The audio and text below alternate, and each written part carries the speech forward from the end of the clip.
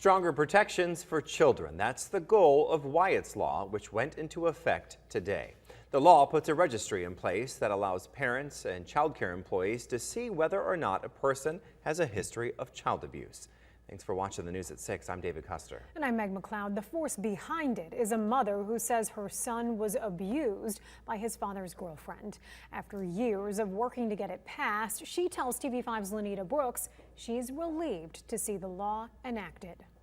Feels amazing. It's a very emotional day for me because today is actually Wyatt's survivor anniversary. November 1st, 2013 was the day he was shaken. A day Erica Hamill can now celebrate in light of Wyatt's Law going into effect today. Wyatt's Law is named after her 10-year-old son, who was abused as a baby by his father's girlfriend, who had a previous history of child abuse. Wyatt's abuser had been convicted twice before of child abuse. And I said to myself, how was I not able to pull that information up?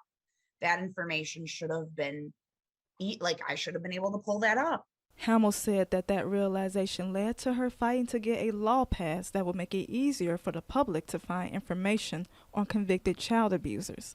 Now, 9 years later to that day, Hamill says she's happy her son's abuse was not in vain. It's a day that is always really hard for me, but now I can also acknowledge and celebrate that Michigan became literally a safer place for children on this November 1st date. So it's pretty amazing. As a result of his abuse, Wyatt has permanent brain damage and is blind in one eye.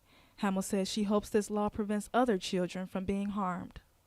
I hope to hear stories about people that said, oh my gosh, if it wasn't for Wyatt's Law in place, I wouldn't have figured this out or found this out. Just saved one life and it's worth it to me. So for WNEM TV5, I'm Lanita Brooks.